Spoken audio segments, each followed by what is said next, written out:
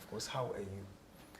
I would say I'm well. I'm surviving, and we are surviving. You know, in this country, when you wake up, you really thank God for being alive, because you know the challenges that many people face in this country. So I would say we're surviving by the grace of God. Dr. Besigye one time told me that in a struggle, being alive is already a win, as you've termed it.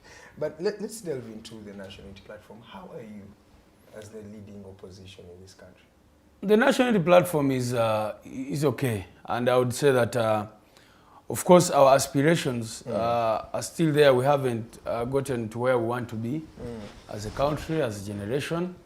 But we are there. We continue struggling. Our leaders at different levels are there doing, you know, whatever they can do. So it's what I would say. The National Unity Platform is, first of all, still committed to the objectives for which it exists, and the major and most important objective is to get rid of a military regime in this country and establish a government of the people, by the people, and for the people. Okay. Yeah, that is something you've talked about for a while. But let's just delve into the opposition. You going into Parliament 2021, and it's been 2 years now. I can say we are entering the third year, or we're in the third year. So far, are you proud of what you have achieved as members of Parliament? The 57 members of Parliament you sent, have they stood for what you believed in, or what the people believed in at the time? Of course, I think you cannot put them all together. You know, you said the 57 members of Parliament, many of them have done very well, but there are some who need encouragement, and there are those who have taken positions that we completely don't agree with.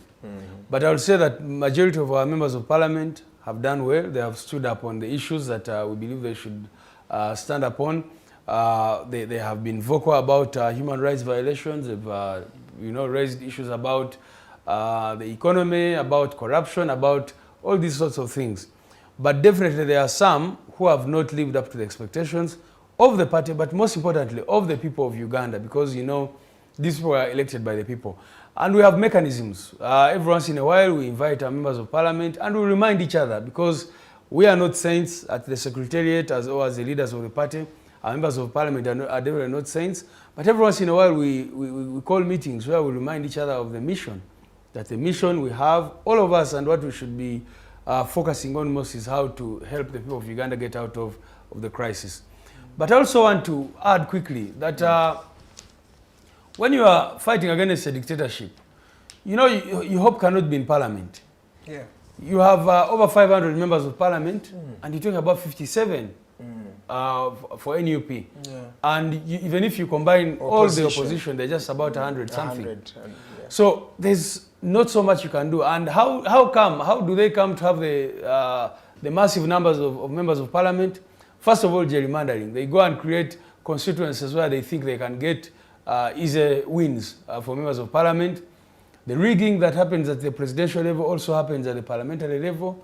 The intimidation, you know, in some cases, for example, NUP candidates in northern Uganda were abducted and, you know, taken away. And, you know, some of them were compromised and, you know, given money to get out of the race. So eventually they come with all these numbers. Not even some, many of them. Many. I mean, I'm talking about the candidates during the by-elections. Yeah. The election itself. In 2021, okay. You nominate a candidate. Yes. Immediately after nominating the candidate and announcing them, NRM comes, gives them 200 million shillings, which money actually is not for NRM, but these are public resources, yes, which should be contributing to the hospitals, the roads, and other things. And then they give that money to someone to abandon the rest. Yeah. So that is how NRM turns up with all these members of Parliament. So if you're NUP and you have 57 members, there's not so much you can do actually about moving that house to where you want it to go. Yeah. But what did we say? We said, immediately after the election, we asked ourselves, should we go into this Parliament or not? And we said, let's go into Parliament, but make it a struggle front. And you know, we try to use it to advance those values that we believe in and we want to see. And like I said, of course, the members of Parliament have different roles. There's legislation and the policy front, oversight and all that. But one of the things that we constantly expect from our members and what the public expects from them is to continuously demand for better, for the release of political prisoners, to make it a struggle front. But do you feel it is a struggle front when someone is getting over 40 million at the end of the month? Do you think they want the status quo to change? Do you believe they resonate with a Ugandan that, Louis, you resonate with, that you have always proudly said you resonate with that Ugandan, that one who makes less than $1 a day? Do you think the folks that are in parliament, your members of parliament, do you think they can even stand to fight for something like that, yet they are comfortable? Because it's something that many people have pointed out to say, you said let's go to parliament, but parliament you're comfortable, you're already happy. Some of them are not even coming back to the community. Do you think they still stand for that person? Like I said, it would be wrong to clump all the 57 members of parliament, NUP members of parliament together. Yes, because I know members of parliament who actually invest most of this money that they get back in their community. They have been doing different projects. There are some who have been helping us with school fees of political prisoners, of people who have been tortured. There are some members of parliament who have, invested a lot in rehabilitating people. So different things. So what I'm against is the idea that we can clamp all the opposition members of parliament or even NUP members of parliament together, because it would be unfair to them. Like I said, there are those, and our president has come out even to mention some of them, who the party feels have maybe deviated from the main course. But I can say that majority of our members of parliament are actually doing many things. Some of the things they do, of course, will not come to the press, they will not do them publicly, but we have had meetings with them, we've reviewed what they're trying to do in their constituents and all that. But you also need to understand the pressures on elected leaders in this country. Yes. You know, where you have an absent state, then the member of parliament, or any other leader for that matter, becomes the person people are looking at. If you just go to my office now in Kamocha, you'll see how many people are there, and they're waiting for me to give them help on this, on that. Someone has been chased out of the house. Someone has been, abducted and released eventually, and their family is there. Some people have relatives who are missing. Others are just people who are really, really poor and broke, and they say, let me go to NUP, maybe they can help me. This is what happens every day at our offices. Yes. So you can imagine the pressures on a member of parliament. You know, you have 20,000, 30,000 people in your constituency, and almost, even if it's 10% or 20 or 30% of these people, expect that you as a member of parliament will help them pay school fees, you'll attend their burials and contribute. So the pressures are so many on these members of parliament. You're actually even underplaying it, because most of the constituencies that belong to the opposition realize they have more than 1 million voters. Yeah, of course. Like Medad Segona. Of course. And there are constituencies that have 3,000 people. The gerrymandering, that I talked about. Yeah. As you said. But then, Louis, let me ask you this, and I'm asking it because you're the Secretary General of the National Platform. Do you still have power over the members of parliament in that house? Can you sit and say that in case we say that the NUP is going to stand for this, do you think you still have control over all of them? Like I said, when you say all of them, then you're going against a statement I already said. I said that you cannot clamp all of them. What I can say is that 90% or even 99% of our MPs are very, very good, and they listen to the party, they adhere to the party position. We just had a meeting over a week ago with them. They attended, and we discussed matters related to the struggle, matters related to the party. Yes. And we normally have cordial discussions. Our leader of the opposition in Parliament, the Right Honorable Mathias Ipuga, we're always having discussions about the direction that things should take and all that. So I wouldn't say that we don't have, I wouldn't want to call it control, because that's not our intention, but we are moving together as leaders. The parliamentary front is there, we have local government, we have the foot soldiers, we have, in our party we have different clusters, and all of them, as far as I know, are working together in sync. In harmony. Yeah. Okay. Let me ask you this, David Lewis. Some people have always mentioned this, and I know you've come across some statements like this, that you don't have an ideology as the National Unity Platform. I want you to take this opportunity to explain to the viewers who are watching there, what does the National Unity Platform stand for? Well, first of all, I want to say that the word ideology is misused. It just came from these NRA bandits when they came in, and I'm calling them bandits because that's what they were referred to as. When they came, they tried to say that everyone else did not have an ideology and they had an ideology. But if I may ask you, what is the ideology of NRM?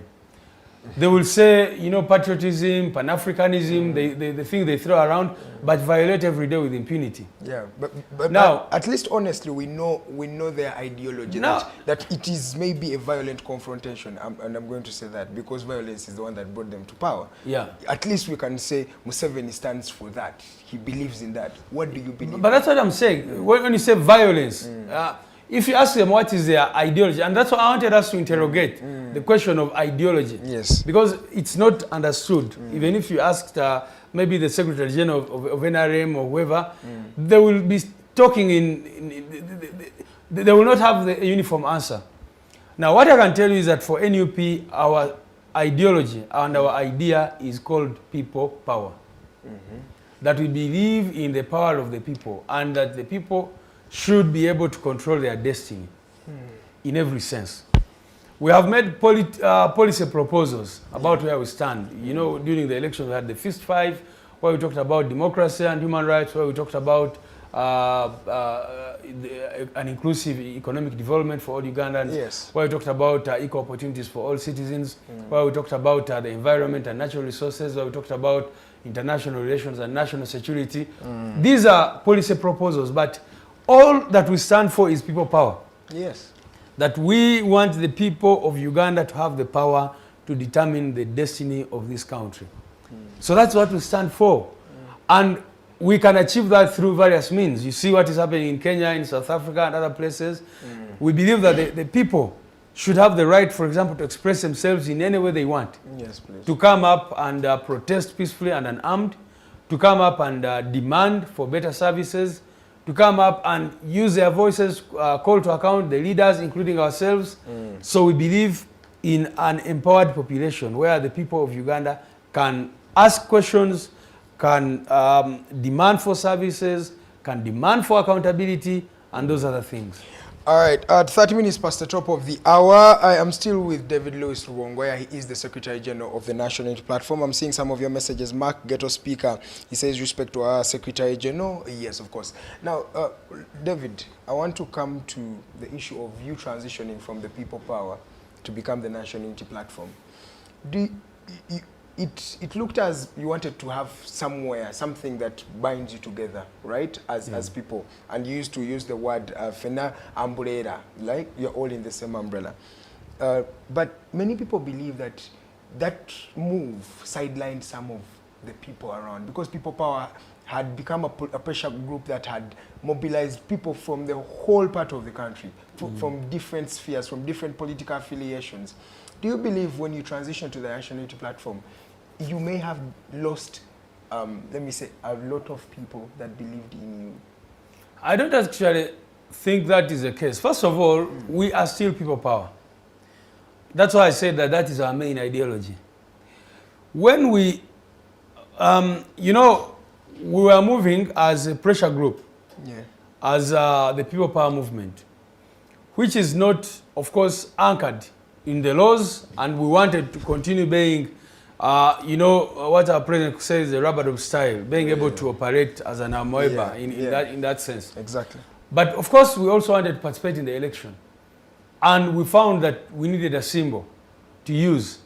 But there are other things that you need to understand. For example, how do you discipline errant members within, you know, just a pressure group? Yes. And how do you ensure that, you know, you've talked about some of our members of parliament who even have our card, but go on to openly defy the party.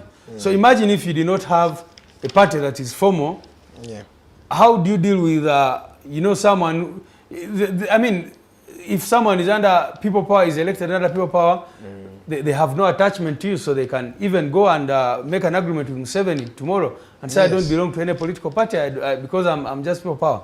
So we looked at all these considerations and we said, you know what? Let us go in and have a political party. Let the political party be the political wing of our movement. But that is not all. The party has its members, it's guided by its own regulations and all that. But we are people power, and that's what we believe in. And you've seen us, for example, after elections. How many times have you seen us go to campaign for candidates who are not in NUP? Recently, we were in Serere, supporting Honorable Ali Salaso. Yes. We were in Soroti, supporting Honorable Atan, and many other places. So if we were just about NUP, we wouldn't be doing that. But we believe that Ugandans need to unite. All Ugandans, irrespective of shade of opinion. You've seen us do activities with Dr. Chiza Besigye and the FDC group, PFT, and all these other social movements that are in Uganda. So we believe in people power, and that's the idea that we still believe in. Yeah, and I understand that you believe in it, but don't you feel you were a bit weakened when you became the National Unity Platform? Yes, I understand that there will be different fronts. Some people have often had the political wing and the military wing. Yeah. And unfortunately, you have not gone for the military wing. And you have... Is that fortunate or unfortunate? It's fortunate for both of you, for you and the country and myself. Well, it might be unfortunate, but you go on. It might be unfortunate. So do you feel that one time you can... No, I mean, all avenues for the people of Uganda. If you read Article 3 of the Constitution, it really says that the people of Uganda shall use all avenues. If the Constitution has been taken over as it has been in this country, it has been abrogated, it has been abused, then the Constitution gives citizens power to use all means necessary to restore constitutional order. So, of course, for us, we've consistently said that we are non-violent. And we believe in non-violence because violence begets violence. Exactly. But we also know that there are many Ugandans who are tired of that talk.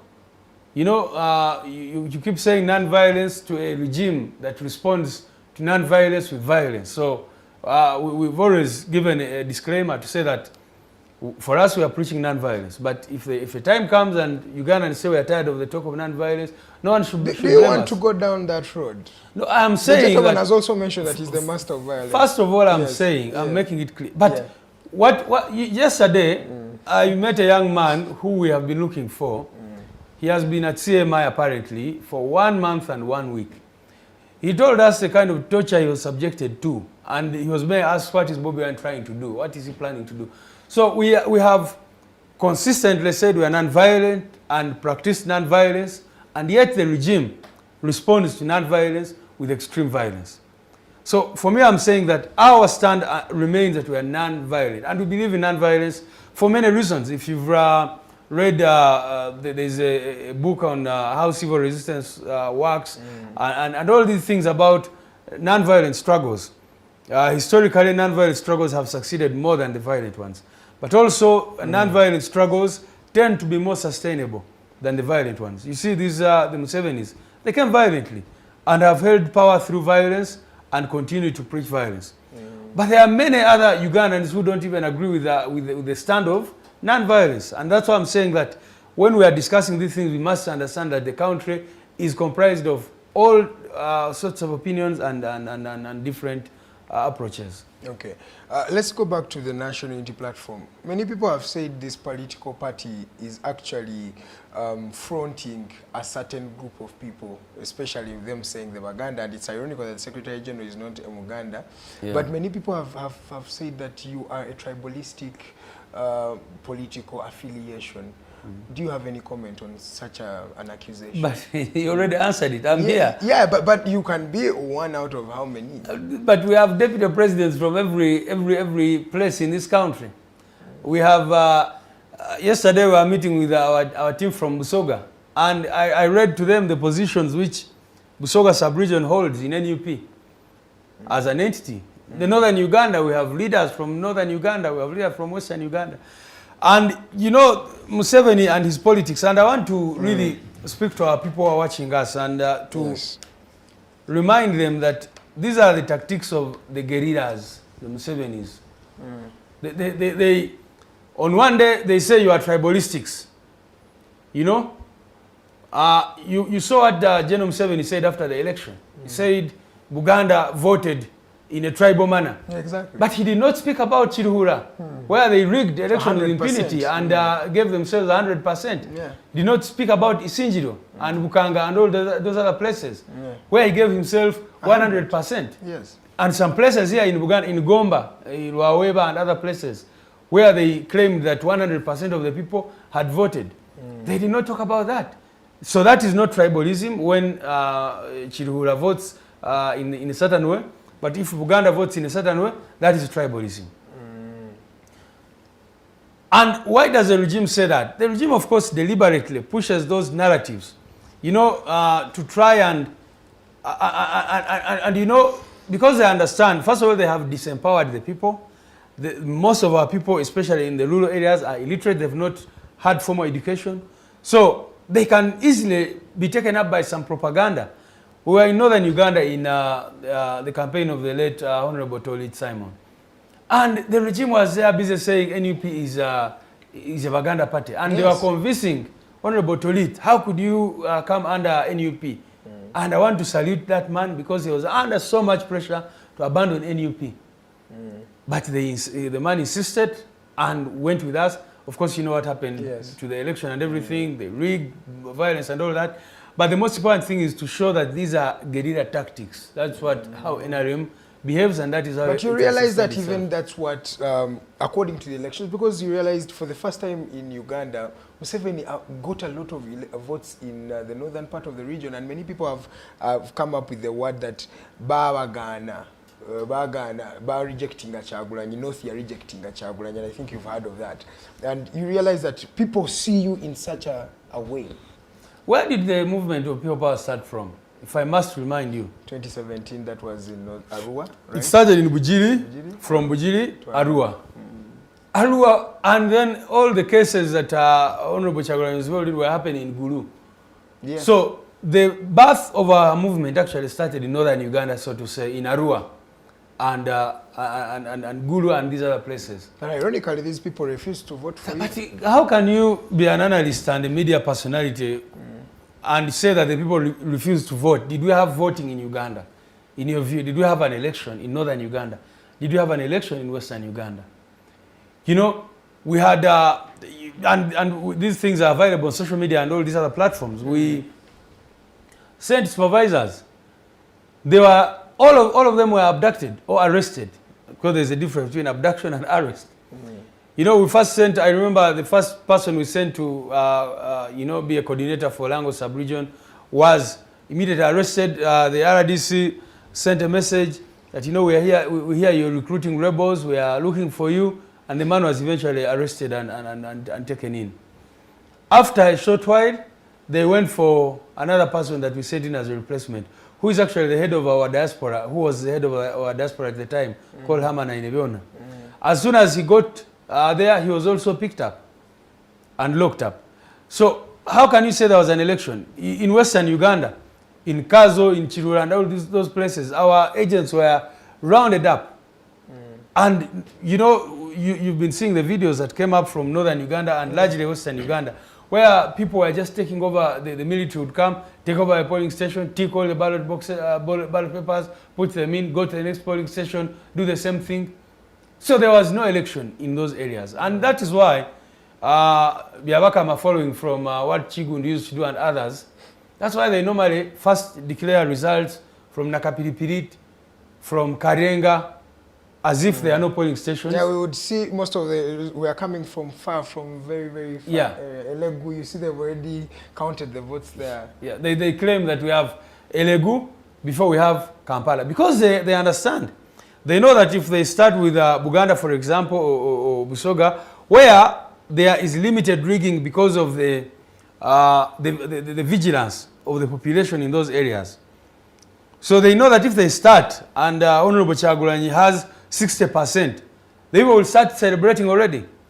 So they try to begin with results from faraway places to try and already make the population feel hopeless, lose hope, and to say, what can you do? So that is a strategy that they've been using for, you know, since time immemorial. They've been using this in every election, because in Karamoja, they will go and immediately start taking all ballot papers. Yes, sir. And then they give themselves 98% or 100% of the vote from those areas. Okay, sometimes you are victimized, and I understand, because we have seen this, it's an open secret in this society. Yeah. But aren't you overplaying the victim card? Because there are some constituencies where you didn't have agents in the past election. I want you to give me an example, because as far as I know, of course, you know, when you're dealing with over 30,000 polling stations. Exactly. There will be some areas where maybe the deployed candidate has not showed up, it has rained. But I can tell you that in this past election, I personally made sure that we had polling agents. But okay. And where there were no agents in big numbers, it was because the supervisor was arrested. Okay. Because if you deploy a supervisor to be in charge of constituency X in Elegu, and that person is arrested, then who do you expect to deploy these polling agents and to give them facilitation and to make sure they get lunch? You understand? So that's what happened in many areas. And I've given an example, especially in northern Uganda and western Uganda. Yes, sir. You see, that is why Unyidolo and his people refused some of this evidence, because we had all this evidence in affidavits where people were saying, you know, I was a polling agent here, I was arrested and kept in detention for 2 days until the voting ended. I was a supervisor, I was picked up, arrested, charged with all sorts of ridiculous charges. You know, the young man I was talking about who came yesterday was charged with terrorism. You are charged with terrorism and released on police bond. You know? But there are some constituencies where you didn't have candidates. That actually... Yeah, but why did so it speaks. First of all, why didn't we have candidates in those areas?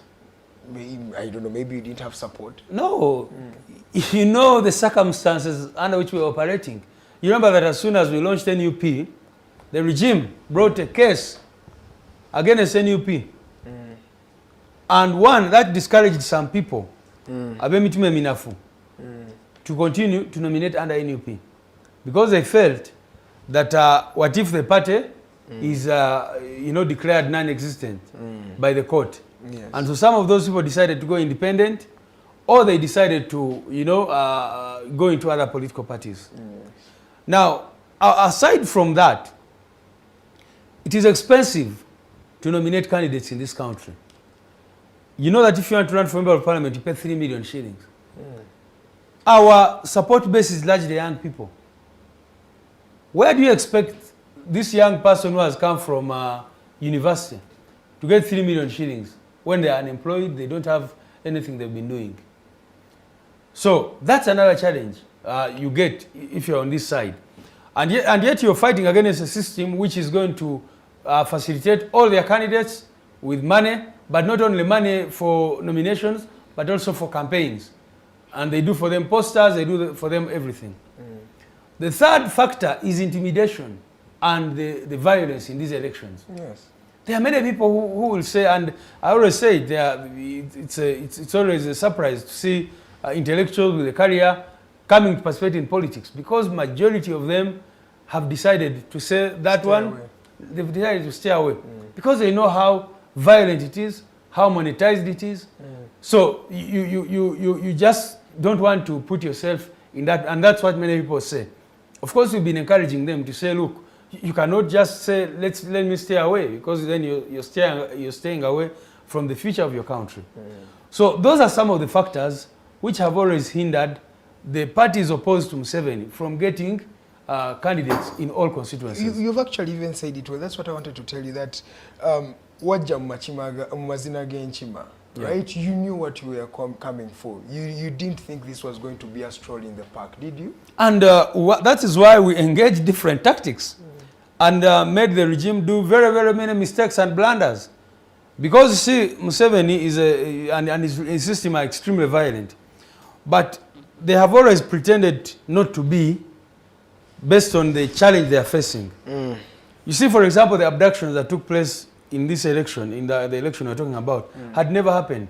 But why did they do it? It is because of what we tried to do, to organize our people, to send out supervisors for the election. You remember, for example, that they started doing a very, very big, massive operation to arrest people who had DR forms, which they had not done before. But because in 2001 there was a bit of abductions and violence. Yeah, I said, you said it right, a bit of. Of course, if you see the correct line, if you read the book called The Correct Line by Olive Kobusinje, yes, these violations have been going on in every single election, but the magnitude is what I'm talking about. Okay. In 2001, there was a lot of violence. People died in Rubongoya, in other places. In 2006, you saw the violence and the violations that took place. Exactly. But I'm saying that the magnitude in this particular election had not been seen before, where thousands of young people were abducted. You know, and some dumped in swamps later, others, up to now we have about more than 20 people whose whereabouts are not known. You know, who were 2021? From 2021, from 2020 actually, in November 2020, others December 2020, then 2021. We have, and even there is Chibalamajo and Bosco was picked up in 2019. Yes, on matters. Up to today. Up to today. You don't know where Chibalamajo is. You don't know where he is. So, the point I'm making is that we did not know that we have come for an easy road. We knew the system that we've come to challenge. Yes. And that is why we tried to put in place different mechanisms. For example, yes, sir. In 2016, they switched off social media, and 2011, they had never switched off the entire internet infrastructure. Why did they switch it off now? Because of YouVote. We had come up with an app called YouVote that was going to monitor. That was going to actually collect the DR forms. At home. We told people all across the country, once you have a DR form, take a picture of it, upload it. So that is how the regime then decided, you know what, let us switch off the entire internet. That is how they said, let us now launch an operation to abduct people who have DR forms. And it was just crazy that they took our DR forms. For example, here, they came and picked up some young men who had DR forms. Took them, and the DR forms went missing for weeks. And when they returned, some of them, not all of them, they were ticked on. They had marked, so they were cross-checking all of them. Are they matching with what Byabakama was putting up in the system or not? So you can imagine such a system that you're operating. So that is why it is a constant struggle, and we must do what we must do. Okay, let's delve into another issue. The people say, or some critics have actually said, that the things you're trying to fight are the things that you are. The corruption you're trying to fight is the corruption you are. We have seen some people, you know, getting money in the national unity platform, and many people are saying that, aren't we just going to replace? You please give specific examples. got money, and he even returned it to the leader of opposition. And there are very many candidates that have stood in the elections and have been bribed or paid money. Very, very ashaming. And I don't know why we find it normal in this country, but it's really ashaming. And many people are saying, the things you stand for. Someone made a latest allegation, and I don't know if this is propaganda, about the headquarters that you bought, that they costed 5 billion. Right? That's ridiculous. That's a lie. Yeah, you will fact check that for us. So, the things that you are fighting, Dr. David Lewis Rubongoya. You've decided to make me a doctor. Yeah. I already said that I'm not yet a doctor, although I'm on the path there, God willing. But now, first of all, when you speak about allegations of corruption, abuse of office, etc., you should have the evidence. And what we try to do at NUP, we try to be transparent. Yes, please. Be accountable, and to do what we are expected to do within the law. Yeah. But you know, a political party like NUP, which has millions of members, you know, I don't know if you're a member of NUP. I don't know which party you subscribe to. I was a member of the National Unity Platform. Now, I cannot come to your office or your room and try to know what you're doing or to dictate what you're doing as an individual. Even if you're a leader elected under NUP, it is difficult for the party to police you about everything. And you know, this is the society that we live in, which has been under such a corrupt regime for a very long time. So when you cite a few examples of oh, so-and-so sold out and got money. It's expected. You know, if, should you say that, will you say that NUP is corrupt because one Ashba Katoa has decided to go and be given money and identify with Museveni? Or whoever, Basaja Mivule, or whoever for that matter? Because we say, you members come. Someone comes, picks a card and becomes a member. I cannot go and police them. And even a member of parliament at the level, like you've given an example of Twaha Kagabo. First of all, we put out a statement as NUP when we had an allegation that 40 million shillings was being given out. The party came out strongly to condemn that. And we said that if you get 40 million shillings and multiply it by the number of members of parliament, that money could actually change the lives of people in an entire region in terms of healthcare, in terms of education, etc., etc. We said this is unacceptable. Yes. Some members, as we said, came up in that meeting openly and said, you know, we got this money, we did not know it was a bribe. We didn't know. We didn't think it was corruption. And they were ridiculed. No. And they were looked at as being the bad one. No. Twaha Kagabo actually has come out to say that he's no longer comfortable with members of parliament from your side. No. He has even been cited at Kololo in the parliament, in the presidential address. And he says that people are demonizing him for having followed what the principal said. No, first of all, again, I don't want to just speak without facts on these matters. I want to have evidence-based discussion. So, one thing I know for sure is that Honorable Twaha Kagabo, after some time said, let me take back this money. Exactly. And that he was doing what exactly we had said in our resolution. We said if any member of parliament had picked this money, not knowing that it was wrong, take it back. And many of them took it back.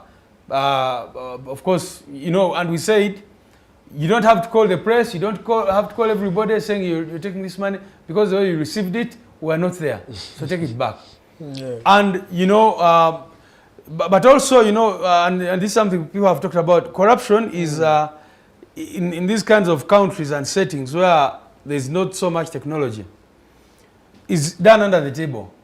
So if you don't have evidence that someone has picked money, from, how do you start condemning them and saying, yes, you picked the money? Because like I said, when we had a meeting with the members of parliament, majority of them said they had not picked this money. Others said they were called to pick the money, but they had not yet gone there. Yes. And after our meeting, they said, we will not go there because now we understand this is evil money, we will not go and pick it. So anyone who says that, and for you're talking about things about the party headquarters and all that, anyone can look into this. Even when we go, when we delve back, you remember the allegations that have been, let me call them allegations because you said to speak with evidence. Yeah. The allegations that the cards that people go Where to is stand the evidence? for members of parliament. Where is the evidence? No, but you know, Rubongoya. Let me ask you a question. Rubongoya, let me give you an example. When you critically talk about the evidence, we know, you know that the government really does atrocities to you, right? As the National Unity Platform. Sometimes you don't even have evidence, but you know it. But you see, that's what I'm saying, that you are comparing the incomparables. When someone is tortured and kept in a safe house, there's no way you can access the safe house, for example, to ascertain that someone was tortured from here and here. These are blindfolded, taken somewhere, beaten up, all sorts of things done to them, and then they return with all these things. But I want you to bring a complainant. Because if you say that you were asked for money, we came up with a statement during elections and we said, if anyone alleges that they have been asked for money in order to be given a party card, come up and give us evidence and we'll take action. And that is why I'm saying, how do you expect me to work or to act on something when I don't have a complainant? When I don't have someone coming to say that I've been asked for money. There were even allegations of sexual harassment in the media, which we take very, very seriously. And you ask the people that if you have, you come and there are safe mechanisms of reporting. If you know that a member of our election management committee has asked for either money or sexual favors or anything in order to give you a card, come and report. So, and I'm still waiting for any complaint to come up. There has been none at your office. There has been none. You know, that's what I'm saying, that most of these things are generated by NRM and propagated by people who really either have ill motives or whatever. You know, yes. Because someone, you see, like about our party officers. Yes. The NRM does, for all the years, 37 years, does not have a permanent home.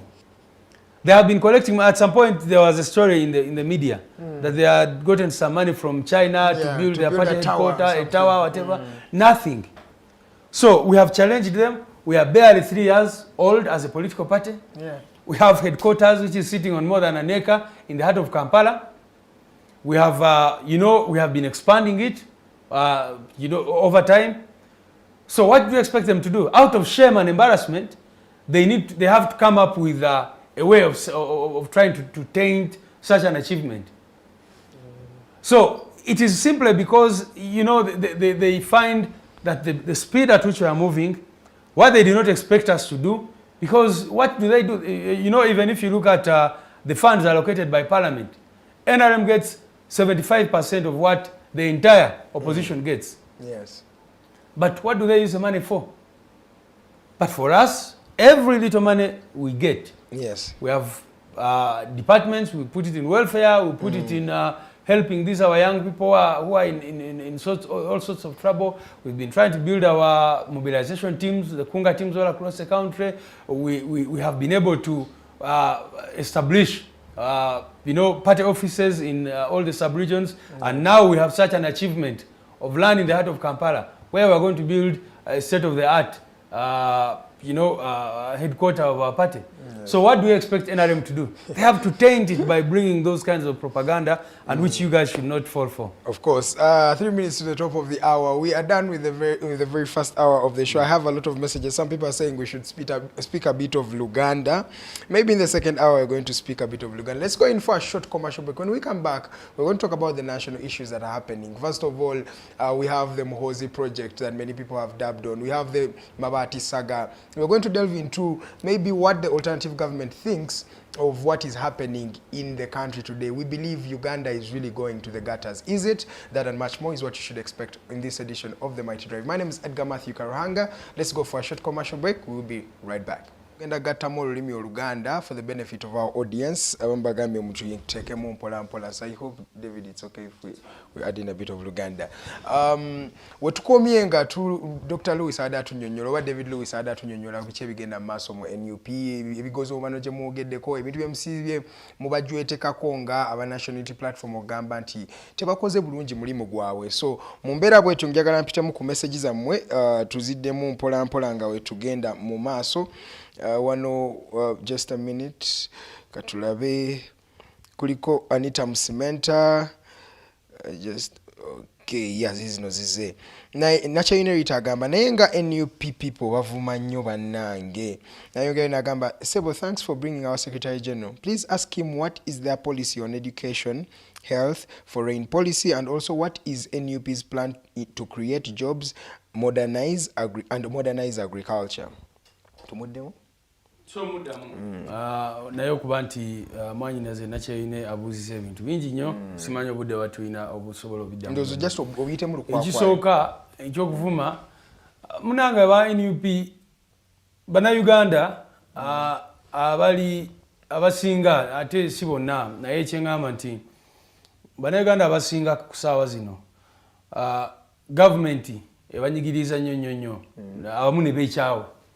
Kakati gwe noleeta bisitole byo owagira Museveni okola ki? Baba tebakutegeera. Oli bw'aba nga bamukutte ne bamwokya ne paasi. Kati gwe novaayo n'otandika okuwagira ebyo ebintu oba ogamba nti NUP erina drones n'ebirala. Oli oluusi ava mu mbeera n'akola ki? N'akuvuma. Naye saagala tulabe ono akuvuma ku social media. Tunuulira ono agenze n'akwata paasi n'ayokya omuntu. Oba bano abagenda mu maaso ne bawamba abantu baffe ne babakuba emigo ne bajjamu ne bakastrating abamu, you know, abamu ne babajjamu enjala ne bakola byonna ebikolo bye bakoze ku bantu baffe. Kati mbeera oluusi nenda abantu ba NRM ne bagamba nti NUP eri radical biki no batunuulira n'otosobola nabamalayo. Kakati oli okwogera bwogezi kale ne baba katugambe okuvuma kibi naye akoze ekyo kibi naye kati gwe lwaki toyogera ku oyo agenda mu maaso n'okuwamba abantu n'okubajjamu enjala. Nali ngamba bannayuganda recently nali era kweno shonga mbagamba nga bantu bagamba Kyagulanyi assa abaana baffe, right? Kituufu ayinza okuba abassa kiwakanye naye ate waliwo atta abaana. Waliwo abaana. Lwaki gwe oli mu kublaminga assa ali mu kussa abaana naye ng'ate ali mu kubatta yennyini naye waali ate nga toyagala mwogerako. Anti bye nkugamba ebyo obeerawo n'owulira abantu bye boogera n'otabitegeera. President Kyagulanyi bw'avuddeyo n'akola protests ne bagamba nti omulaba asindika abaana b'abendi okubatta. Bw'atazikoze ne bagamba ali kuki? Lwaki struggle yagivuddeko? Kati n'olaba abantu n'ogamba bano tubakolere ki? Naye nga bwe ngambye ebyo mmanyi nti propaganda byonna basajja ba Museveni be babikola kubanga ye badde enkola yaabwe aba NRA bukyabajja wano bwe batambulira ku propaganda. Bagezaako nnyo okulaba nti eggwanga balitambuliza mu mbeera eyo. So abantu baffe balina okubeera ababuufu. Kakati ebirala abuuzizza ku education policy yammwe. Kakati kambabulire kyendowooza nga Munnayuganda ekisinga okuba ekizibu kya Uganda ye priorities zaffe. Sente ze tulina kati budget yaffe ey'omwaka guno eri mu trillions 5. Sente ezo ekikulu bwe tubanga tumanyi ate manyi nti ezisinga we don't even collect what we are supposed to be collecting. Sente nyingi nnyo ze twali badde collecting asinga tetulina corruption n'okulankanya sente. More than $1 trillion goes to corruption. Actually every year we lose 10 trillion shillings in corruption according to the IGG. Obutabalikika obutabalika 10 obubulankanyizibwawo mu corruption mu kulya sente n'ebirala mu kubba sente n'ebirala. Webuwumbi emitwalo 10 omutwalo mulamba. Kakati nze ndowooza nti abatubuuza policy yammwe kino ebirala just tusooke tukwate sente z'Abannayuganda tuzikozese ebintu ebigasa Bannayuganda. Kuba kati olina trillions ezigenda mu classified expenditure mbu zino bazitutte mu magye naye teri amanyi kyezikola. Eyo gye bayita classified expenditure. Omanyi sente meka ezigenda yeeyo. Bamala ne bagamba kakati tulina foreign travels. Bano abanene mu government. Okiraba bwe balwala wano bali ku nnyonyi ne bagenda ebweru okujanjabibwa. So nga si kibi tetugamba nti omuntu tosobola kugenda kunoonya obujanjabi bulala. Naye tugamba sente ezisinga zikozesebwe okutereeza ebyobujanjabi mu Uganda. So ababuuza policies ezo just tusooke tukwate sente ze tulina tuzimbe amasomero abaana baffe baleme okubeera nga basomera wansi w'emiti. Walabe ebifaananyi bibadde biva ebukedeya mu Arua n'awalala nga abamawulire bagendayo ng'abaana embeera gye basomeramu nzibu nnyo. Abasomesa nga tebalina misaala. Olaba abasomesa bwe basula ne weewuunya. Ne bano bapoliisi abatukijjanya omanyi embeera gye babeeramu ne bwe basula n'ebirala. So nze ndowooza ababuuza policies ku nsonga ezo ekizibu kyaffe kya priorities ze tulina.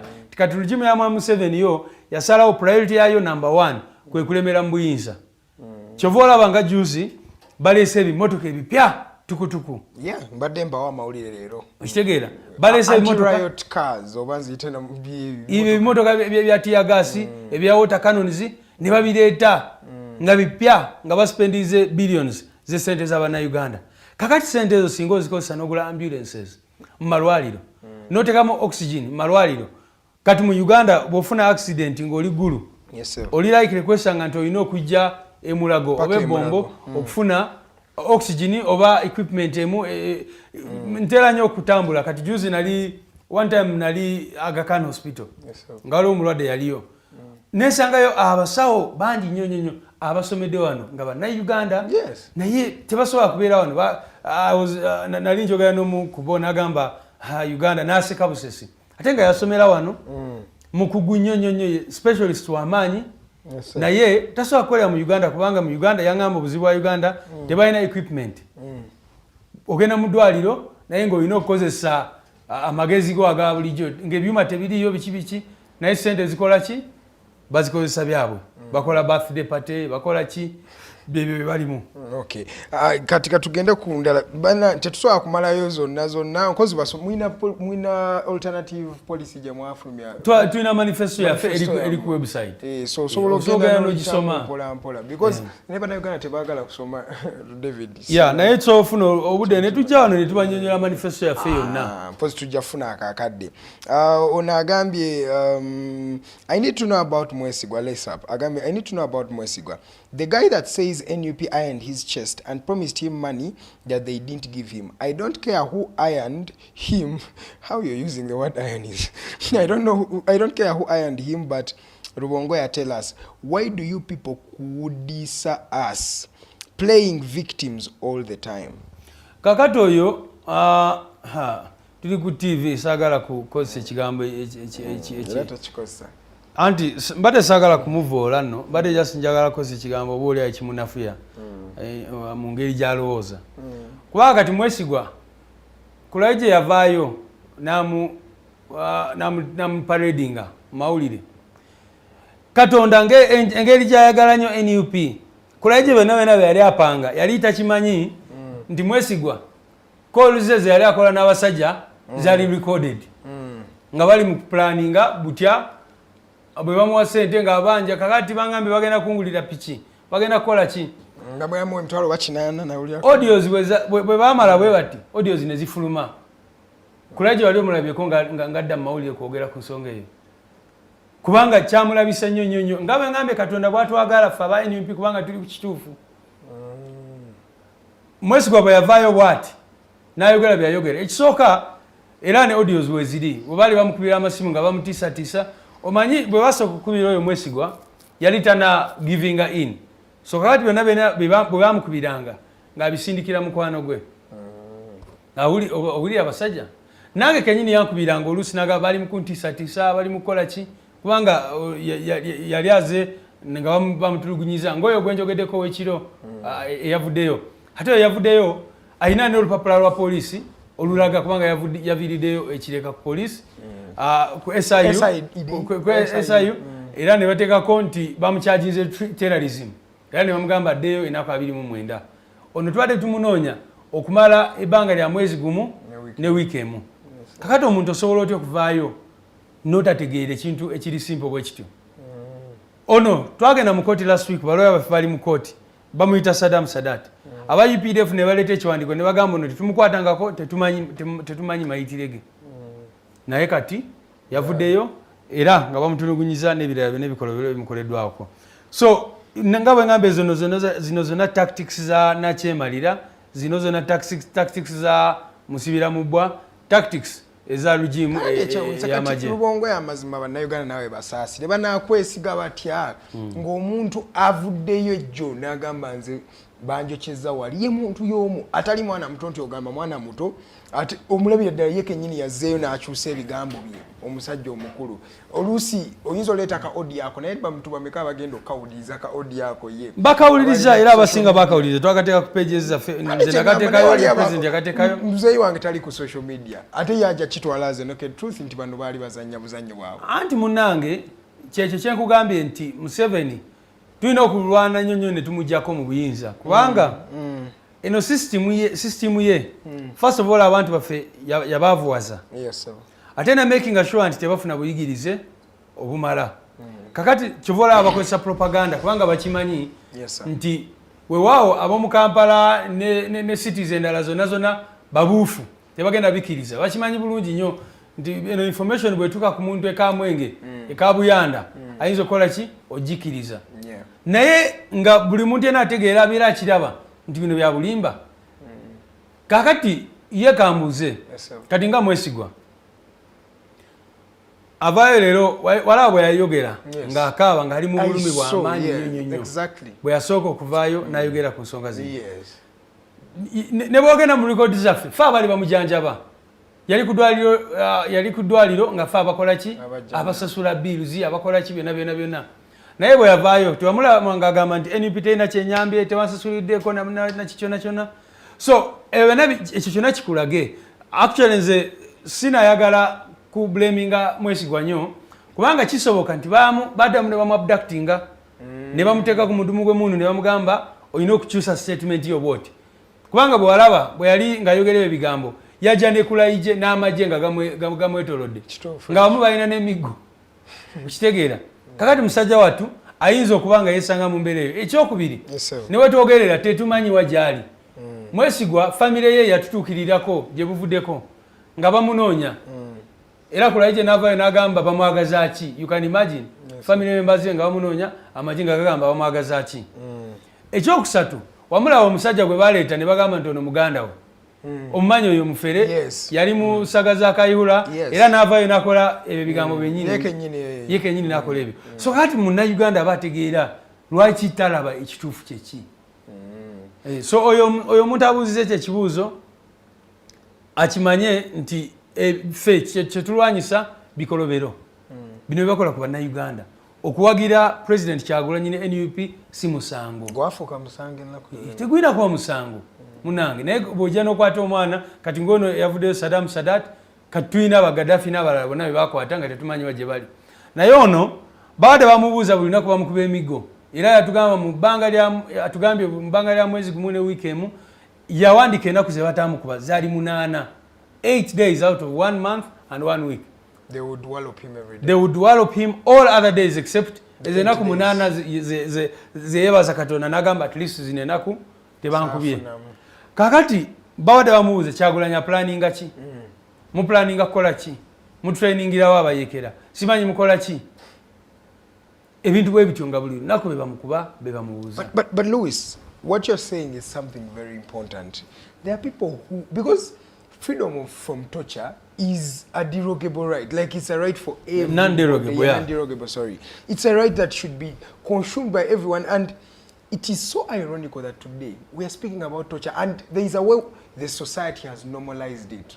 Do you realize that chiringa chabu joli bamtugoya bamtulugunyi anti kubanga era ne abductions omanyi regime ya Museveni ezenge ekola ebikolobero abantu ne bagetinga used to them. Chiringa corruption. Yes.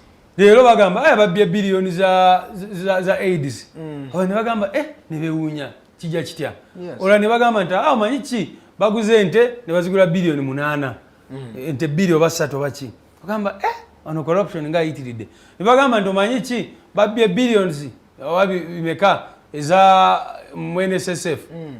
Ate babbye neza public service. Ate babbye neza OPM. Ate kati abantu ne bagetinga used ne kibeera nga kakati bwe bagamba ku mabaati bagamba so bwe buzibu bobuli mu Uganda nti ebikyamu bifuuse nomo nnyo nga bwolaba ebirala nti oli bw'obeera ku kubo ajja n'ateekamu obugombe n'akuyitako ne baba talina right of way kati bannayuganda bakimanyiira era tulina omulimu munene ne regime eno ne bweba nga evuddeko ey'okukyusa mindset y'abannayuganda kati buli muntu akimanyi nti omupoliisi afuna sente ntono therefore bw'abeera ku kkubo n'akugyamu 2,000 oba ki abantu bakimanyiira ate nga tekirina kubeera bwe kityo omupoliisi alina okusasulwa bulungi naye ate n'akola ki n'atabeera corrupt n'atalya nguzi kwegamba kati ne abduction bwezityo bwe ziri era kati nkubuulira nti singa baleeta drone ne bagiparkinga awo ne bakukima abantu bajaga naye bamututte kabange bali batukimyeko ko wano kimanyi bulungi era nzijukira babatwala mwenda bonna ne bagenda era twavaayo ne tukiwandiikako ne tukyogerako ensonga eyo kye bakola naye kyengezaako okulaga nti bino ebikyamu era oyo muntu mindset oyo gyabuulizamu ekibuuzo ekyo omulaba nti ali mindset eyo eyokulowooza nti bino ebikolobero tetwalyagadde abantu baffe okubakwata okubawamba tetulina kyetufunamu bino ebintu no bitustressinga nnyo kati nze nga secretary general naalibadde omulimu gwange gwa kutuula n'endowooleza ekibiina n'endowooleza struggle naye ngenda kwesanga nga obudde obusinga mbumala ono bamukuta ali luddawa ono bano babakwatiddewa bano babasse ono ate bamutaddeko ebisangosango abaana be beetaaga ogenda ku ssomero ono bamutira mu protest abaana be beetaaga genda mu ssomero era nakugambye jangu ND weyagalira ogyeko ofiisi yaffe omaleko olunaku olaba abantu ababeerawo nga balina stories wezityo ebyo tebitunyumira munange twali badde naffe twagala tubeere nga strategizinga ku mirimu emirala naye buli kiseera tuli mu bino kubanga nakyo kiri important kubanga oli abaana bwe bakwata ne batwala ku poliisi ne sigendayo oba ne sisindikayo omuntu okubayamba era abazadde bonna bebano benyini bajja kujja bagambe mwabanduniza abantu baffe mubavuddemu n'ebirala bwe bityo. Okay, messages kyali nyingi naye njagala tugendeko. Serugo Ronald agambye Secretary General mumbuulize what is the next move because he says we almost had no elections, so are the NUP going for the next election 2026 because it will make no sense going to prepare and involving in that election, yet after being beaten they will come out and start saying batukubye nga bwe kyali mu kalulu ka 2021. He's saying what is your next plan? Oyo muganda wange abuuza ekibuuzo ekirungi nnyo era nange nali agadde okimusindikira gyali. Ffe tuli maanyi g'abantu era twagala kuwuliriza abantu bye boogera naye ate ng'abakulembeze tulina obuvunaanyizibwa bw'okuofalinga leadership. Tulina debates ez'enjawulo era ne we tuli era naawe ng'omuntu tusobola having a debate eno nga bannayuganda. Tubadde mu by-elections zonna ne tulaba regime bwe yeyisizza. No shame bajja ne bataking over akalulu ne bakola biki bye bakoze n'ebirala bwe bityo. Ne ba-imprisoninga n'abantu. Kati bannayuganda abamu batandise okulowooza nti tetulina kudda mu bululu buno. Naye question enkulu, then what? Bwe tuba tetugenze mu kalulu tukole ki? Waliwo ebintu ebyenjawulo bye tusobola okukola. Waliwo abamu bagamba tuve kalulu tetukagendamu atoolo. Abalala bagamba tuve mu kalulu tukazire naye ate tukalemese kaleme n'okubeerawo. Abalala bagamba tuve mu kalulu naye abanaakagendamu kwegamba waliwo endowooza nyingi nnyo bannayuganda ab'enjawulo ze balina. Ate ne wabeerawo n'abalala bagamba nti akugoba tabula kyakusuuza ndowooza abaganda bwe boogera. Abagamba nti bwe tugenda mu kalulu kano newankubadde oluusi bagenda kukaba bagenda kukola ki naye oba oli awo waliwo kyekagattako ku struggle. Kubanga struggle eno munange gye tulimu sifa abagitandika ate oba oli awo twalisabye nnyo Mukama atusaasire tugiguse. Naye ekiyinza n'okuba nti sifa bagenda kukola ki okugigusa kubanga nga bw'omanyi struggle y'okwenunula yatandika mu 1960s even in 1950s nika tekyagenda mu maaso tetandise jjo mu myaka emeka kubanga ebaddewo eyokulaba nga Uganda eterera etebenkana ebeera ne demokrasiya n'ebirala bwe bityo. Twalisabye nnyo nti fe abakola ki abagigusa bannayuganda bave mu struggles zino babeere n'obulamu bweyagaza ate nabo babeere n'obuyinza bwabwe. Naye kyengezaako okulaga kiriwa nti abamu balowooza nti bwe tugenda mu kalulu kubanga akalulu ka Kenya aka 2007 ke kaali violent abantu ne bavaayo ne beekyanga ne bakola ki naye manyi nti okutuuka awo baali beetabye mu bululu obulala obwa Kibaki ne bugenda bwe buti obwa Daniel Arap Moi n'obulala ne batuuka ku 2007 ne bagamba tukole constitution empya. So waliwo abalowooza nti okuparticipatinga mu bululu buno nakyo kyongerako okulaga eggwanga biki ebigenda mu maaso naye ate n'okubuildinga obusungu bw'abantu n'okutegeera kw'abantu nti olunaku lumu lujja kukya baveeyo bagambe nti enough is enough. So ezo endowooza za njawulo sobola kugamba nti endowooza yange yegenda okutekinga olunaku naye ekyengezaako okubalaga nti abantu ab'enjawulo balina endowooza ez'enjawulo. Tujja kutuula tukyogereko naye ffe tulowooza nti struggle y'okwenunula erina okubeera ya bulijjo every day. Tolinda kalulu kubanga ffe tukkiriza nti ne 2026 nga tenatuuka Museveni tusobola okukola ki omujjako ne tuzimba ensi gye twetaaga okubeeramu. But you've rallied people behind you okujja bakkirize mu ensonga ey'okusituka bantu ng'omutuka maybe tukole civil disobedience bannayuganda musituke take the power into your hands because it is yours. N'ekiganyi ironically Kenya after the election chibatwalide not even more than a few months ng'already protest hiyo bamaze doji staging. How different is it? Because yana ekibuuzo ekikibuuziddwa muno, how different Kenya yo yanjawulo ki kuffe oba kummwe mu opposition yaabwe n'eyammwe? Ekisooka Kenya bakola protest juzi naye tebanamujjako gwe baagala kujjako. So tugenda kuba nga tukimonitaringa tulabe bwe kitambula. Naye n'ekirala munaye Kenya si Uganda. Kenya osobola okugenda n'okola olukuŋŋaana mu mateeka.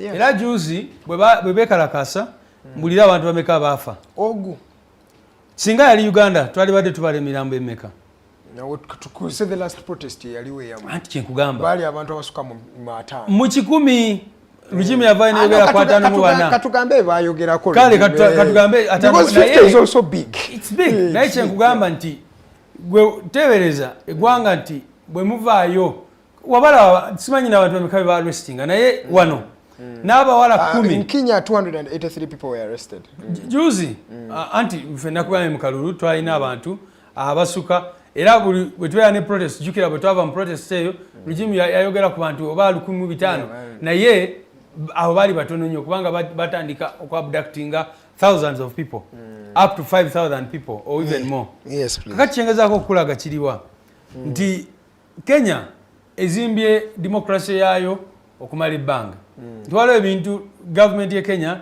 betanatuukako simanyi obegenda bituukako kubanga gye nalaba ekiwandiiko nga bagezaako Ghana broadcasting medias okubeera TV n'ebirala okukwata protest ezo live nga wano UCC bwe badde ng'ekola okugaana TV za wano okulaga protest n'ebirala naye ekikulaga ki nti struggle ebeera process nti kati we tuli kyali badde kirungi bannayuganda ne basituka era tubadde tukyogerako era tubakunga basituke saagala ogambe nti kiganye kubanga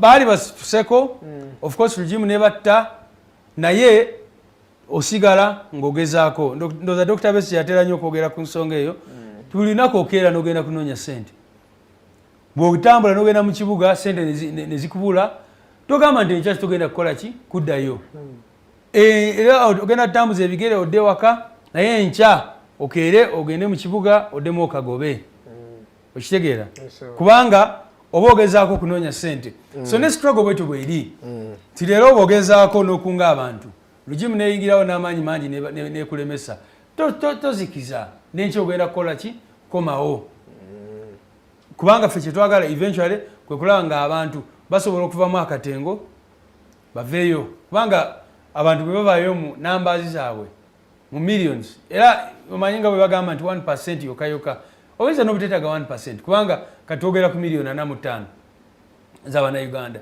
kati imagine just 1% of those people nga bavuddeyo ne bagamba enough is enough kiba kiguka naye ekyo kijja with a lot of work olina okukola omulimu gw'amaanyi okutuuka ku level it's a gradual process naye ate ne bannayuganda bali munange temulinda president Kyagulanyi obakunga gwe ng'omuntu era nze waliwo kyengamba initiative ekigambo initiative mu luzungu buli lunaku olina okwebuuza nkozeewo ki okukyusa eggwanga lyange what have I done bwe ngenda kwebaka ekiro nkola checklist nengamba leero nkoze eki okugatta ku struggle eno gye tuliko era singa 1% y'abannayuganda bavaayo ne babeera n'eyo mindset n'ogamba kale nze ndi muvuzi wa boda naye nkozeewo ki wakiri kantekeyo posta egamba free all political prisoners ejja kumala eyo wakiri mu byokola funayo obudde bwa Katonda n'obudde bw'eggwanga lyo for God and my country. Abana tebakyali patriotic singa okyetegeeza and I think that's the difference between Uganda and Kenya, that Kenyans love their country. It feels like Ugandans no longer love their country. Ugandans love their country so much. They hate their government so much. Bannayuganda baagala ensi yaabwe nnyo nnyo nnyo naye bakyawa ababafuga nnyo nnyo nnyo. Kakati ye confusion eyo nti kata ababafuga bwe babakyawa kibola abasinga bava mu Uganda ne badduka ne bagenda wabweru ne bagenda mu mawanga abawalabu abazi Europe n'abalala kubanga ababafuga Uganda is one of the best countries in the world nze ngezaako okutambula mu nsi naye kyenjagala omanye nti Uganda it's one of the most beautiful places I've been to. Yes. Katonda atuwa weather nungi. Food basket of Africa. Yeah, buli kimu kyonna kyali wadde kirungi singa tulina government ng'efaayo ku muntu wa bulijjo. Kale dakika ziri 28 ze zakaita ku ssaawa esatu njagala tugende ku nsonga bannayuganda bangi gye bali mu kusoosowaza ennaku zino ensonga ya Muhoozi project. Muhoozi is a sitting general mu magye. Today he's also doubles as the first son of the president. And he's coming for power 2026. Rubongoya temutiddemu. Ate ekikulu bannayuganda balina okumanya nti buvunaanyizibwa bwabwe tubadde nga tubagamba era ndo bapulezidenti waffe kyabadde abagamba nti mujja kiwulira bwe tuba ffenna nga bannansi tetuvuddeyo kukola kye tulina okukola kati gwe nga munnamawulire okuba nti onkyaziza wano leero oplayinze rolyo mu kuzimba eggwanga kaakati nooli yenayina atulaba bw'oba mu ofiisi yeeyo bw'oba ng'otunda katogo mu tawuni eyo manya nti bwe tutakola kye tulina okukola taata atufuze omwana ayagala tufuga n'omuzzukulu ayinza otufuga tulina amawanga mangi mu nsi agali mu mbeera ezo era bw'ogenda mu mawanga g'Abawarabu agamu n'ogenda mu mawanga eyo gy'owulira Syria n'awalala amawanga gesanze mu bizibu olw'ebyo ebintu bwe bityo so tulina okwebereramu nga bannansi guno omulimu si gwa muntu omu gwaffe nga bannayuganda kubanga etteeka ligamba nti bw'oba ng'oli serving officer tolina kwetaba mu byabufuzi kakati gw'ovuddeyo abantu boogedde ku unfair promotions n'ebirala byonna ebibaddeyo naye novaayo n'ogamba nti kati ngenda kutandika kwogera ku byabufuzi n'otandika n'okuba enkungaana rallies nga teri akukwatako so nga pulezidenti waffe bwagenda wonna waagenze bamukwata ne bamutuntuza ne bamuzoganya ne bakwata abantu be ne bakola ki byonna kakati unfairness gye njogerako eri mu ggwanga lyaffe gye tulina okufunira eddagala ffe tetutidde kubanga tumanyi nti bannayuganda balina obuyinza olunaku lumu bwerutu bannayuganda bwe basalawo bwe bati byonna bino biba biweddewo. But what does it mean, someone who is a general in the army, a former lands commander, okuvaayo n'ayogera ku bintu ebyo weebityo omuntu ng'ali mu uniform ng'ate ekikwewuunyisa tewali mateeka, what does it speak of? Kyenkugamba kikwogera ku impunity. Nekyogera kikumaje gennyini gaakulembera kati. Kyengamba agamba gasobola ovaayo ne gagamba Kyagulanyi leero awangudde bamudeclaring. Gasobola. Gasobola mu defending abo. Amagye munange gava mu bantu. Amagye gava mu bantu. Muganda wo mwanyoko taata wo oba muto obaki ganjawulo kano galwana okujja okutwala obuyinza si bye ebya US munange kyenkugamba nti abo abantu abali mu magye bannayuganda ate banyigirizibwa nabo abo abantu abali mu magye kankubuulire ekituufu nti singa bannayuganda bavaayo mu nambazi zaabwe aga amagye gagenda kubeera ku sayidi yaabwe jesi okuba nti kati gatya zicommand command and control n'ebirala kyova olaba era otera nnyo biraba mu kulonda ne baleeta abantu nga tobategeera nabategeera either nga babajje mu parts ez'enjawulo ez'eggwanga ne babayingiza wano nga balinga robots nga ogwabwe gwa kukuba bukubi. Last time your election President Museveni openly said that there was a special group that came from Somalia. Anti kyenkugamba Museveni yayogera ku bakommandos be nga abaleeta wano kubanga amanyi nti bano abadde wano ne bategeera embeera egenda mu maaso abawulidde President Kyagulanyi nga bagamba ngenda bawa akakadde ak'omusaala abalaba embeera gye basulamu ne bagikyawa n'ebirala bwe bityo aba akimanyi bulungi nnyo nti abantu abo basobola omuvaamu era abantu abo nze nkubuulira amazima nti olunaku bwe lukya bannayuganda ne tuvaayo mu nambaazi zaffe abantu abo ojja kulaba nga beegatta ku bannayuganda. Of course waliyo abamu abatagenda kukkiriza abali brainwashed abo ojja kulaba nga bajja mu uniforms nga bazisuulaho ne badduka kubanga kyali kibaddewo genda olabe ebyali DRC nga mubutu bamutwala amagye banoonyawo okukweka uniforms ne bazitandika oziflashinga mu toilets eza hotels nga badduka kubanga abantu bali bagambye ekimala etukoye so ekyo kyamagye nze sikitidde n'akamu kubanga abantu abali mu magye nabo bannayuganda oba waliwo abali extremist abakola ebintu abalowooza nti eggwanga lyabwe forever n'ebirala naye abasinga nze era batera nnyo bitugamba obasanga wali ne bagamba mwana tusiima byonna byemukola mwongeremu amaanyi ffe tulinamu naye tulinamu nga bakusanga bakuba kibooko ezigenda gwe omanyi wano kati njagala ogende mu barracks era juzi mbadde njogera n'omwana gwe bakwata nga yali nagulu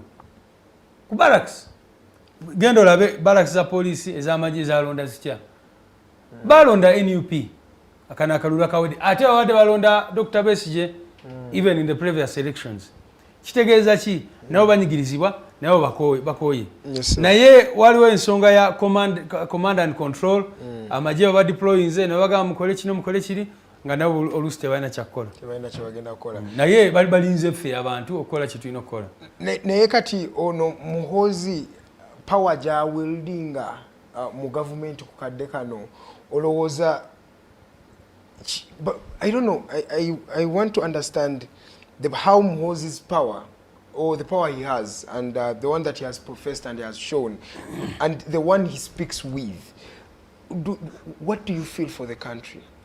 Of course nakugambe nti because if he is not yet in power and he's speaking like that with all that strength Rubongoya, what will they do to you? No, you see ekisooka bwe nalaba omugongo gwa Kakwenza lukira basajja nagamba wow mu 2022 at the time abantu omuntu asobola okukola omuntu kino. Exactly, you've brought an example. So bannayuganda bakimanyi obuzibu bwe tuyinza okwesangamu era bannayuganda balina okukola kyonna kyonna ekisoboka ffe nga bannayuganda tuyina okukola kyonna kyonna ekisoboka okulaba ng'eggwanga lyaffe terituuka ku mbeera eyo bw'omulaba byatuutinga byayogera otula lino ogamba wow you think twice. You know? It's exactly what I'm trying to say. So kyenkugamba ekyo naye obuzibu nti ate bino kubanga bannayuganda bonna babimanyi government etufuga nti ensonga za NSSF baziteesezako ekapeeka newebuuza ensonga za NSSF kapeeka zikolayo ki nga wali ku workers house balina wa boardroom ng'omuntu gwe bagenze kulaba taito ye emanyikiddwa ekuba nti muganda wa Museveni. So bwe buzibu bwe tulimu mu Uganda era kyova olaba ffe nga NUP one of our core governance issues kyetwagala okukyusa kukulaba nga ebitongole bya gavumenti birina obuyinza birina amaanyi gaabyo era nemwe tutandise gyo tubadde meeting nga akakiiko president waffe keyateekako okugonjoola ensonga ezaali Busoga kaleeta ripooti yaako era president mu meeting eyo bwe mbaba kugamba yagambye oba oliawo ebimu bye barikomendize saali bikiririzaamu saali bitekinze recommendation zaako naye kubanga respectinga institutions kanzikirize bibangambe bye barikomendize bitugenda okukola kubanga oba oliawo ebimu oba twali badde hashimuko ne tudealinga ne indiscipline bwetu ne bwetu naye n'agamba nti okuba nti tulina institution gye tutaddeko ey'akakiiko bye kasazeeko bitugenda okukola era ebyo tubicommunicatinze ensi yonna n'ebiraba recommendations zaabwe n'ebirala omentionize ku nsonga eyo by the way nenzijjukiza kuba mbaddeko wano ne General Bigirwa and kuva struggle we yatandika mu people power General Bigirwa babeereddewo ayiye omubiri and I would love to say mbu akaluke mwayola ku Busoga he was part of it not entirely him but he was part of it ate abamu bagamba mwine engeri gye musenzeza abantu si kituufu ekisooka mbu n'ennugu nayo mweri n'enkokola kakati munange oyo comrade munaffe era nga bogambe tatubeereddewo abeereddewo eggwanga lye bwokola mwayola kamuli naye byenkola kati sibeererawo gwe oba sibeererawo president Kyagulanyi obaani mbeererawo eggwanga lyange gwe mulimu gwendiko so tugamba nti ababeereddewo no abeereddewo struggle ey'okwenunula ekununula Uganda naye ate n'obuvunaanyizibwa bw'alina president yabumuwa kakati mba sibategeera bw'ogamba bwotyo president yalina obuyinza mu constitution yaffe eri current obwa appointinga deputy secretaries mu bantu bonna be tulina mu Busoga yamugjayo n'agamba ono yaba abeera deputy secretary of mobilization Eastern Uganda so osobola otovaayo n'ogamba bamukuba enkokola bakola ki ate nga president yennyini yamu appointinga so waliwo ensonga nakugamba era tutaddeyo statement gyo ensonga y'Ebusoga ne tutegeeza ensi wetugihandolinze akakiiko kaligomendize nti bonna badde mu bifo byabwe naye kubanga obuzibu bwaliwo baali balwanagana nnyo ne batuuka ku levels ezaleeta concern nene mu kibiina era president n'atekinga decisions ezo naye bonna bagenda kuddamu mu bifo byabwe naye balina okukola commitment empya nti tebagenda kuddamu kulwanagana okwo n'ebirala bwe bityo. Okay. Message tulina nyingi naye nga tetunaziyingira mu gyatu ogende ku nsonga y'amabaati gano amabaati saga nti a sitting government has over 9 people that have been you know that are part of that are thieves. That are part of that. No, they are alleged. There is a prime minister, head of government business. There are ministers, and all I want to go back citizen. Even the speaker got those iron sheets. What okay? I'm telling you, Muntia resigning, and it's still business as usual. Louis, are you surprised? Chikwe unyisanti wewe tubabili. Sinyo. Hey, kati Joe mbade mbalawa mparlament awo. Nga bechachwana ku nsonga ezimu. Nobuuza naye mmwe bwe tuleeta ensonga za abductions, bwe tuleeta ensonga z'amabaati za corruption agenda maaso mu ggwanga, bwe tuleeta kubanga bonna bakimanya abasinga president yakyogera nako nakukyogera by the way recently bali implicated mu ebyo. So kyolina okumanya nti eggwanga lyaffe liri under capture, nti eyo corruption ya normalizingibwa. Ya DNA bwoba ombuuza ideology ya NRM ye corruption. Bwoba ombuuza ideology yaabwe ye violence. Bwe batyo bwe badde nga beeyisa nti bali corrupt, tebakiririza mu institutions, balinga abagamba tamu egenda buli omu anyakule kyasooka okunyakula agende. Kati bwe buzibu bwe tulina mu ggwanga. Era kati njagala omanye nti singa eno story teyavaayo ate bingi nnyo nnyo ebitavaayo, bingi nnyo ebibeereyo notategeera. Because amabaati looks little, that means there should be some. Anti kyekugamba bwe batuuka ku birala zi gold, bwe batuuka ku deposits zaffe eza mineral wealth, ne batuuka ku ssente z'omuwi w'omusolo. Mu Uganda wano abantu balina enjogera nti oli bwakuwa obwami abadde akuwakola ki? Kulya. Ye njogera abantu gye balowoozaako. Era abo balaba nga balwana bagulirira abalonzi okufuuka kye bafuuka okufuna political positions. Aba talwana nnyo okugendayo okukola ki? Kusaavinga abantu. Aba amanyi bwe ngendayo bwe nti ssente zino genda zifuna emirundi nga 10. Kyekene ejja kuba ennyamba. Kale katugendeko mu message wano. Ndaba waliwo oluyombaagano olugenda wano naye sooke tulekera. Benson agamba wuliriza ebigambo lace up. Ulize ebigambo bya Secretary General byayogera ebibuuzo by'obuuza abizzeemu. Momo LK agambe Rubongoya doesn't play victim, but he only shines a light on what is reality in your comfort zone. The cost of living in Uganda is for Ugandans. Now a standard primary school goes for at least $1 million shillings. How many of Ugandans can afford it? Look at the fuel and you will remain comfortable in your blaming seat, or you stand up and get counted. My question is chichicho okozeewo then oluvanyuma obuuze kasasirowo. It is really improper if you use such language. Sam Morgans mu Germany onava mu NUP.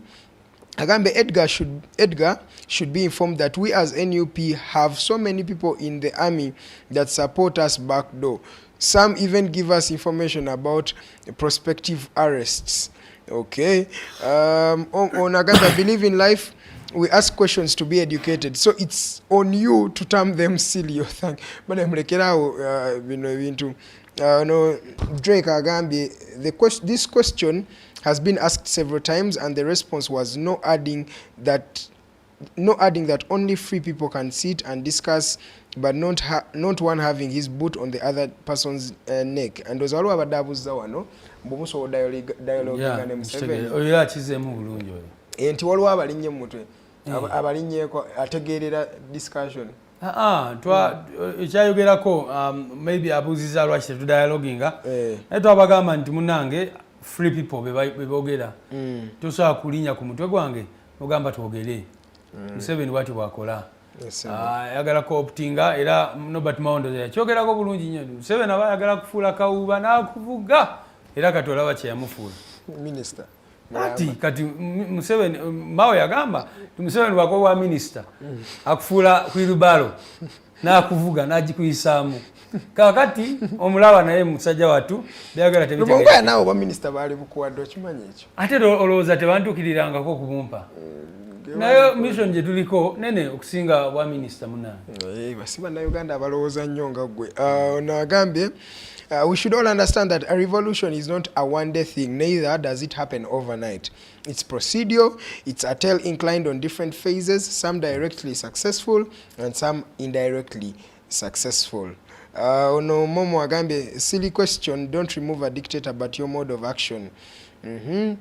Onagambe, I think it's all about NUP because I had hope in it that we could overcome Museveni, but I see we lost the common goal we had, and we both know that I have not blamed any individual.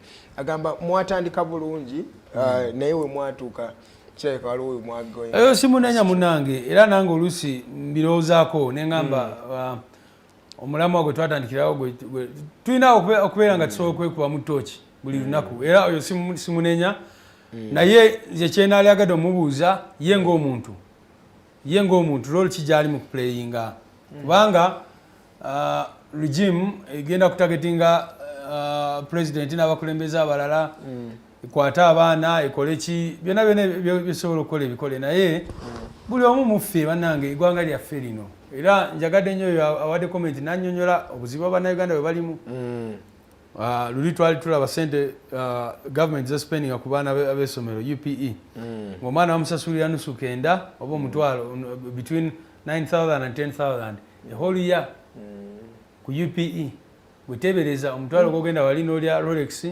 n'ofunako n'ekyokunywa ne gugwawo nti ezo government zegenda kusasulira omwana mu ssomero omwaka gwonna era omanyi amalwaliro embeera gye galimu enguudo ne wano mu Kampala oluusi ovuga n'olowooza oba ndiruddawa kitegeera so ebyo bye twalibadde tufokasingako okulaba eggwanga lyaffe tuli gye tutyeyo. Okay, onagambye lace up. Why do you think it's all about NUP, bro? It's a collective responsibility. Ask yourself, what have you done individually rather than blaming it on a group of people that offered to show you direction? The party you seem to blame has massively exposed the rot of this regime, so it's up to us, Ugandans, to claim what is ours. Ono Drake Mutiwa. Nacho Inagame, please ask for me, Mr. Secretary General, that they have tried boycotting when state refused to release NUP members. MPs just boycotted for a few days and went back to parliament. Recently, you also boycotted Museveni's address at Kololo. Have these boycotts yielded any impact or just kulabisa?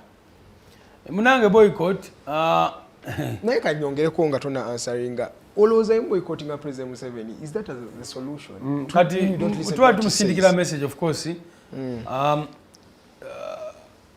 Kati ogendayo oba ogenda kufunamu ki kubanga era n'abagendayo bavaayo nga bagamba kino tewali kyagambye talina kyagambye kakati lwaki baba bagendayo nga tebagenda kufunayo kyonna kyonna naye kati kanjowe ku nsonga ya boycott ya ababaka ba parliament lwaki baboycottinga entuula entono nnyo munange ebintu ebimu tetubyogerako publicly naye bibeerayo nga tubidiscussing eyo okimanyi bulungi nnyo nti mu parliament omwo wali ebintu bingi nnyo ebigenda mu maaso kakati bwe mugamba tuboycottinge entuula za parliament zonna awo bwe bajja ne bayisiza byonna bye baagala okuyisa nga temulina nakimu byogeddeko ng'ensi tebitegedde nabitegeera so bavaayo ne bagamba tuboycottingeko naye bwe baboycottinga ennaku ezasooka ate regime nereeta bidiiru byayo nga baagala babiyiseewo amangu nga tebaliiwo bali tulina mu parliament waliyo ebintu ebyenjawulo waliyo committees waliyo parliamentary commission waliyo ki eyo yonna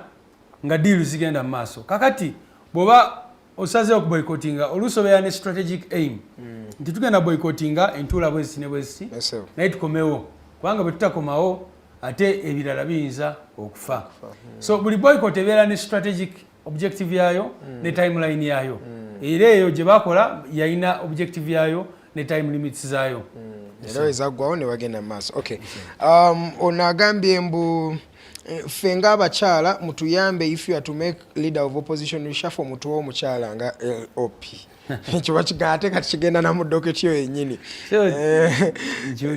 Ono agambye let the NUP set lawyers to push for election reforms required for the next election as a means to also pave the other path to freedom among the many available. Naye noza bino bya bantu bali babikozeeko. Electoral reforms munange tugenda zogerako era tubadde nga tuzogerako reforms naye ne already baba the recommendations ezaali zikoleddwa naye munange nno ekizibu kya Uganda si mateeka nze ni munamateeka era nsomye amateeka ga Uganda n'ensoma ge Kenya n'ensoma ge Tanzania n'awalala Uganda ina some of the best laws naye tegatekebwa mu nkola tebaga implementinga tomanyi nti amateeka kagamba nti tolina kubeera ne mundu meters west polling station tomanyi nti amateeka kagamba nti DR form banagiwaayo banagikola mu copies west buli omu amateeka gali okay kugamba implementers anti kubanga Museveni tagoberera amateeka system etegoberera amateeka amateeka agatunulira nga enebola ya system ye naye bwe gamuyimirira mu kubo agasamba ne gagweri ne constitution nebira bwebatunulira nti constitution weri as long as emuyamba naye buli constitution bweyimirira mu kubo lye walabe recently byagambye Betty Kamya IGG abannamagye tebaba namugamba era ekisinza okunyiza mu baluwa eyo nti whatever the law says namugamba gwe IGG toyina ku investigatinga banamagye welethi waabwe tebalina kudikiraringa whatever the law says tayagala kumanya nagamba sifa ya amateeka gogera ki ensonga z'amagye tozingiramu zesonyiwe katugende maaso ne message onagambe Rubongoya let's talk about NUP playing victim all the time because yes we are tired of Museveni but playing victim does not help us to get rid of him because in my opinion I feel like you are not providing a solution rather you are making us lose hope that we can remove a dictator because there is nothing you are telling us that Museveni has done that we don't know. Museveni people no longer hide when they are doing crazy bad stuff. Yes. So we know all this, all he is doing. Look for another way of removing the dictator, a dictator not scaring Ugandans and making them lose hope that life will never get better. No, but that person maybe oyotalabe program yonna. Ndo chances okola wano kwekunga bana Uganda. Oyo ayinza okubanga asanze atugoberedde katono. Nabagambye nti kyetulina okukola kwe kuvaayo nga bannansi. Omulimu gwaffe ng'abakulembeze gwa kubakunga.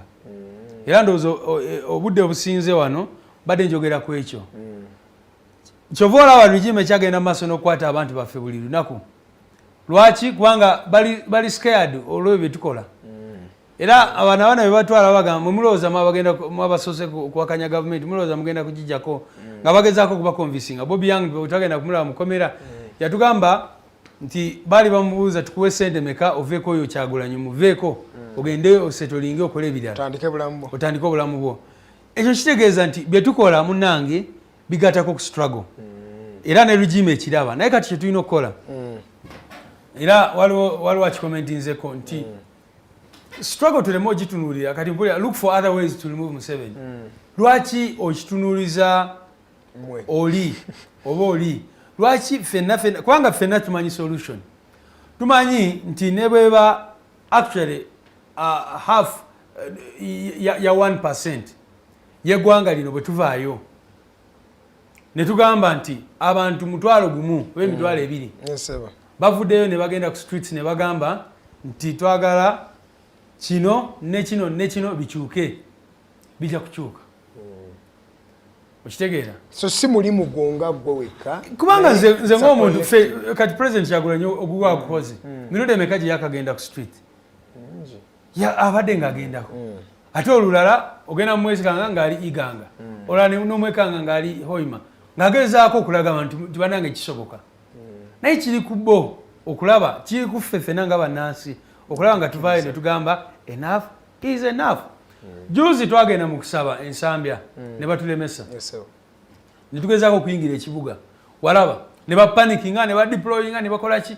Naye singa twawera mu numbers ne tuwera bulungi nnyo. Olowooza balikoze eki? Abantu bonna abakyusiza regimes naddala wano mu Africa recently babadde balina okuvaayo mu bungi. But feel like Ugandans are very patient people.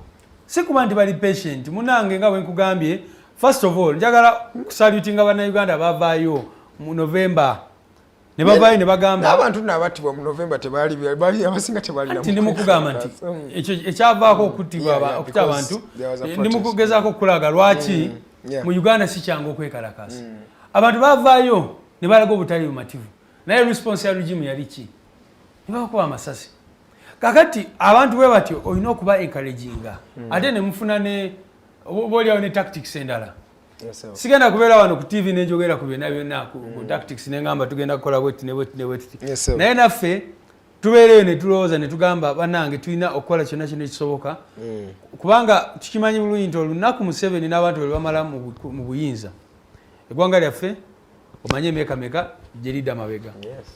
So we need all of us nze kyesinga okwagala era president wabeera ku TV owulira abantu tulwanirire. No, it is our country. Uganda is our country.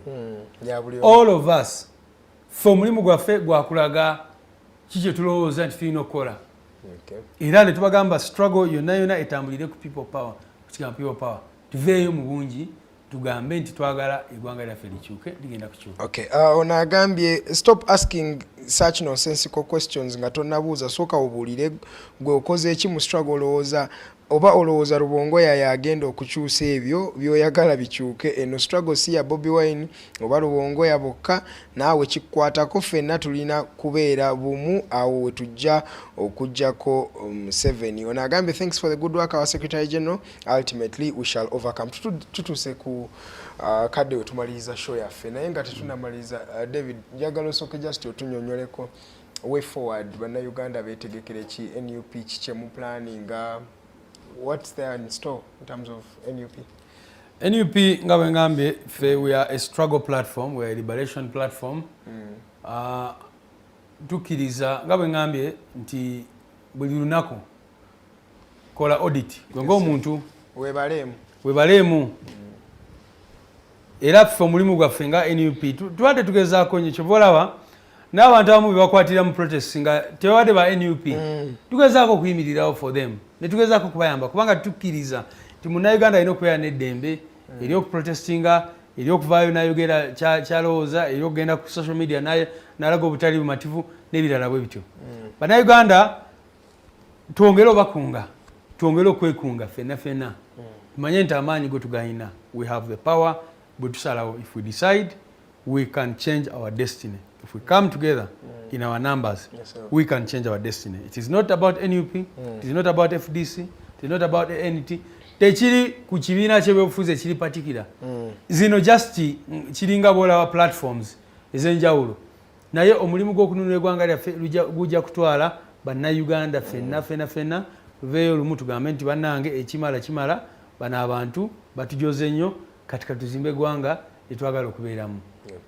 Kamalirize kale kalo ka message ono agambye gamba Secretary General atugambire His Excellency Bobi Wine abeere mwegendereza nnyo kuba MPs Museveni atandika okwogera nabo nga Segirinya. Kati oyo ayina endowooza era naye njiwulidde. Okay. Kale tuyanza nnyo mukama wange. Thank you so much for coming through. Nenga tetunawakuleka I want to end on a light note. Woba toli mu struggle politics. What do you enjoy? Bana mbeera mu struggles all the time. There is a time you struggle munange struggle tubeera mu struggle era obeerawo nga weebase ekiro saawa 5 bakubira esimu ndomanyi ki balo bakwatidde eno zina abductions ezisinga zigenda zibeerawo ekiro.